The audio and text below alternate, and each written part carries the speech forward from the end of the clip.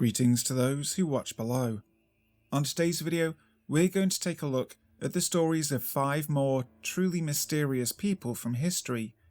But before we start, I'd like to say thank you to Steffi Ray, Wicked Witch, Lisa Watts, Lefty Kim, M.A. Way, Julie B, Jess Black Curtin, Christina Groves, LT Punisher 666, and Chris BLK Chris for being those who dwell below, an exclusive channel membership that gets you shoutouts at the start of every video. Also, if you haven't already, please make sure to subscribe to the channel, making sure you hit that notification bell so that you never miss a video. But for now, sit back, relax, and enjoy. The Mad Gasser of Mattoon. In early September 1944, a strange series of events occurred in the small Illinois town of Mattoon. According to eyewitnesses, numerous sightings and even physical evidence left behind, the town was under attack by a mysterious man in black, who was, for unknown reasons, spraying some sort of paralysing gas into the windows of unsuspecting residents. Who this man was, what his agenda might have been, and where he vanished to, all remain a mystery to this day. The bizarre events began on the night of August 31st, when a man awakened feeling sick. He questioned his wife about leaving the gas stove on, but when she tried to get out of bed to check, she was unable to move. Later, it was learned that a neighbour experienced the same effects that night. The next night, Mrs. Kearney was awakened by a strange, sweet smell in her bedroom. When she tried to move, she found herself temporarily paralysed. Her screams brought her neighbours, who called the police, but no sign of a gas leak was found. Around midnight, Mr. Bert Kearney returned home from work, unaware of what had happened earlier that evening. As he turned into the driveway, he spotted a man lurking near the house, dressed all in black, close-fitting clothing and a black watch cap.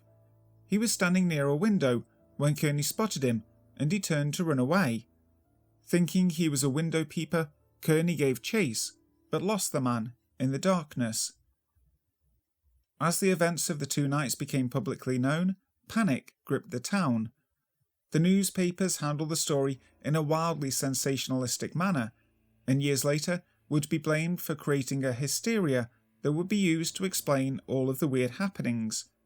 But the newspapers could not be blamed for the very real happenings taking place in Mattoon.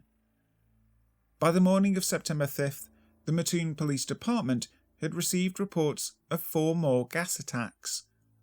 The details of each of these attacks were eerily similar, even though none of the witnesses had compared notes or had time to check their stories.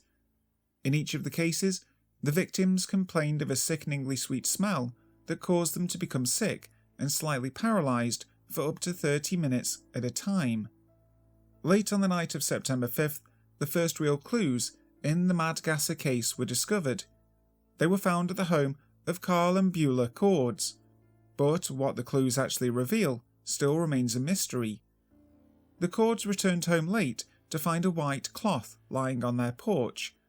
Mrs. Cords picked it up and noticed a strange smell coming from it.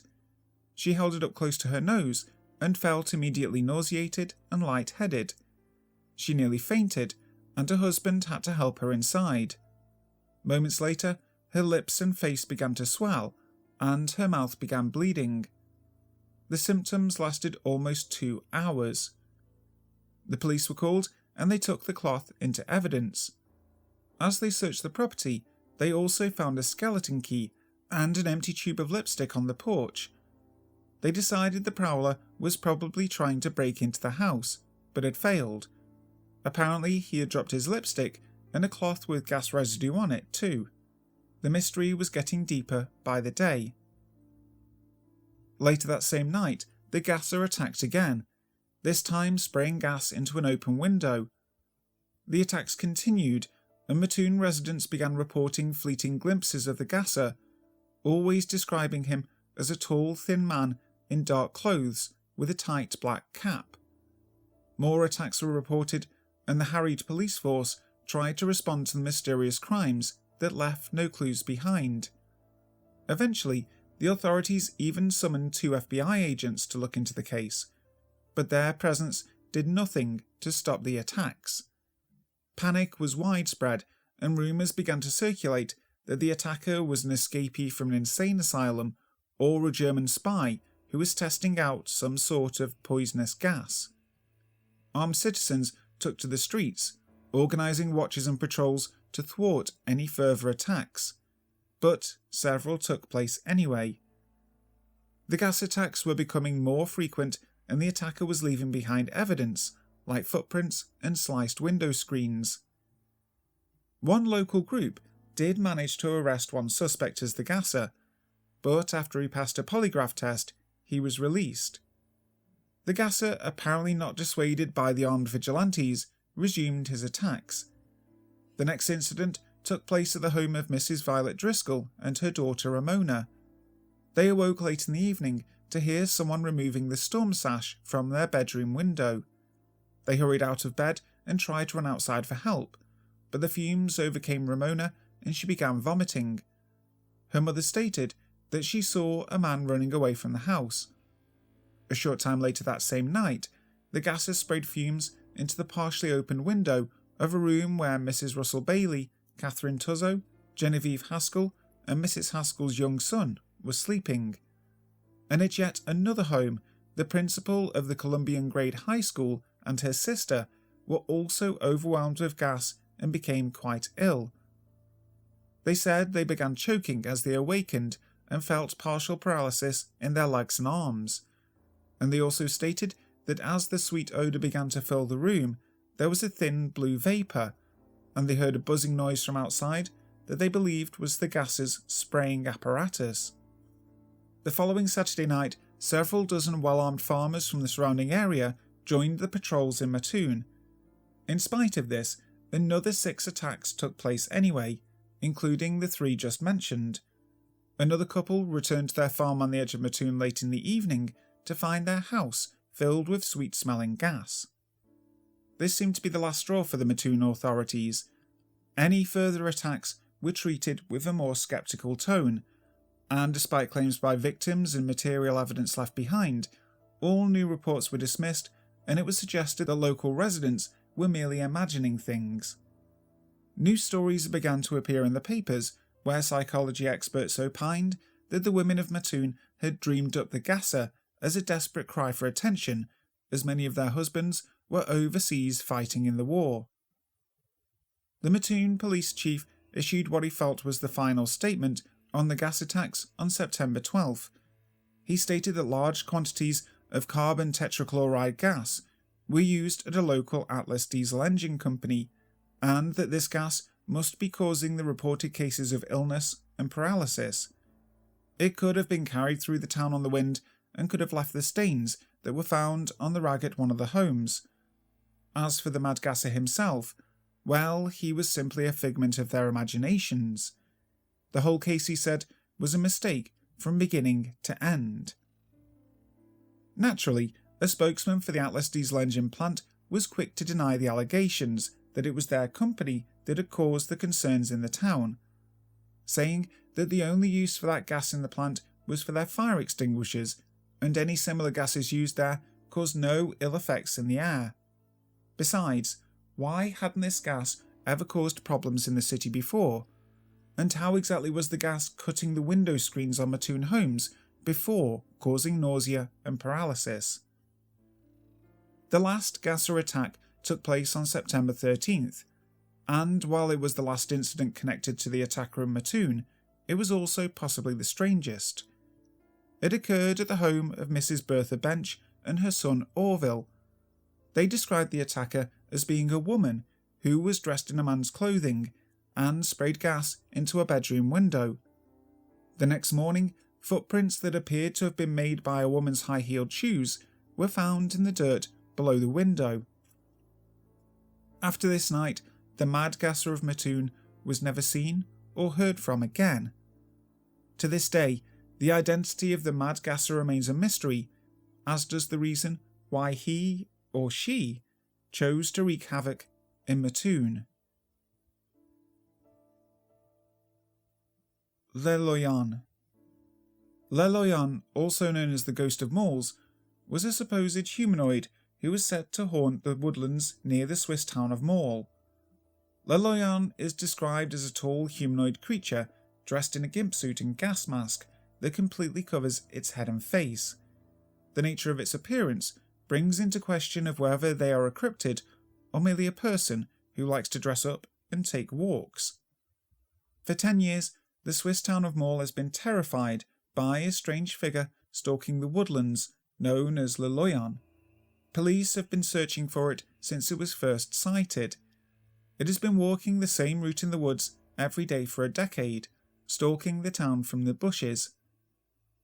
Le Matin, a local paper, published what is believed to be the first ever photograph of the picture. "I came across him near the marches," said the unnamed amateur photographer who tracked it down. "I approached him up to a dozen meters away. He had a military cape, boots, and an army gas mask, an antique type, I think. He measured more than 1.9 meters. He stared at me, then turned its back on me and left in silence." One local resident encountered Loyon in June last year, when the creature appeared to be clutching a bunch of flowers. Marianne Desclos, who lives in the area, told Le Matin that her run-in with it came in spring. "It was a rainy Sunday," she said. "He had a cap, a dark cloak, and his gas mask. What could possibly be going through his head? I don't know, but it was unforgettable and unpleasant. I hope I don't run into him again." After all the attention from the press and police, it seems that the creature or person known as Loyon has taken his own life. Its clothes were found in the woodlands, with a cryptic note reading, "The risk of a hunt for the beast." The French article in Le Matin revealed that the note translated to saying that Loyon decided to commit suicide. This mysterious character, who people came across on a regular basis in the forest in De Maul, wearing a gas mask and military cloak, has abandoned its old garments in the forest. Its garments were found accompanied by what they called the death certificate and the will of the Ghost of Malls.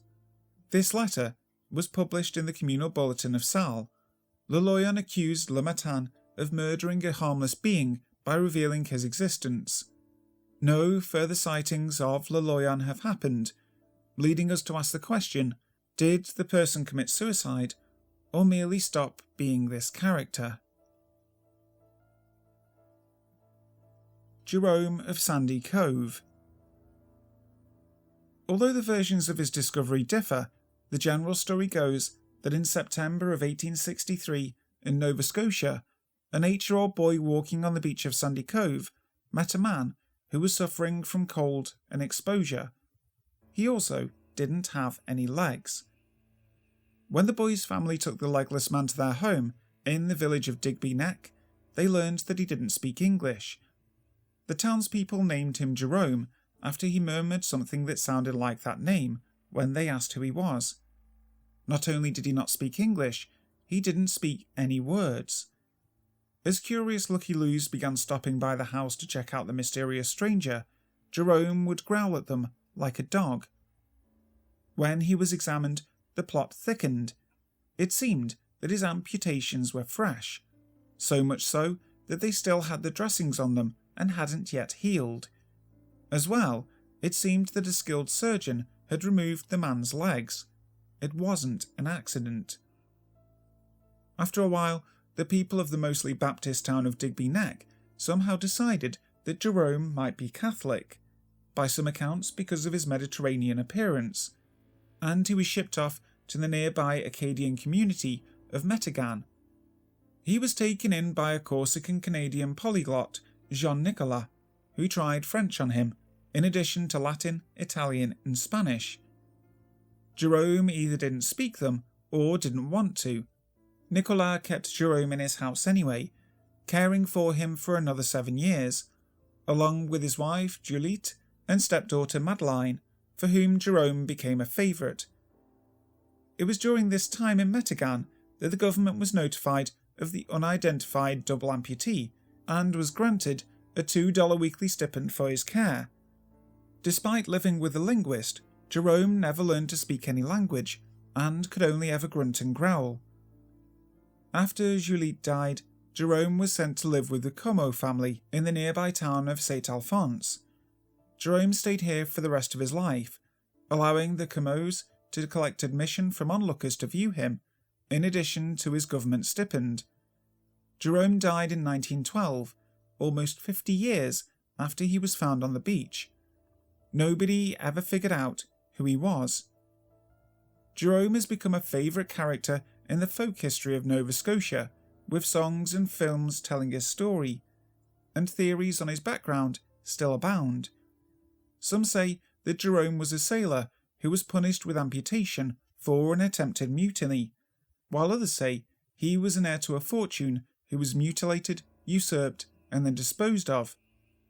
According to Nova Scotian historian Fraser Mooney Jr., Jerome was an immigrant from a town in nearby New Brunswick who suffered from gangrene and was dropped off on Sandy Cove after he became too great of a burden on the town. None of these theories have been proven, and to this day, Jerome's identity is still a conundrum. Spring-Heeled Jack.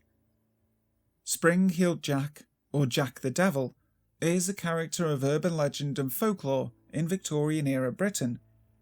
First sighted in 1837, more frequent tales emerged throughout the ensuing century. His name comes from his ability to leap great distances and heights. During the second half of the 19th century, the creature became more entrenched in urban legend, often leading to more and more speculation of who Spring-Heeled Jack was and his appearance. During and after the boom of Spring-Heeled Jack sightings, his appearance became more detailed. According to witnesses, he was a frightening and terrific figure, with metal claws on his fingertips and eyes that resembled fireballs. He was said to wear a loose-fitting black jacket with a helmet and a tight-fitting white shirt. However, other versions of the story claimed he was more upright and had the appearance of a gentleman, with a top hat, black polished coat, etc.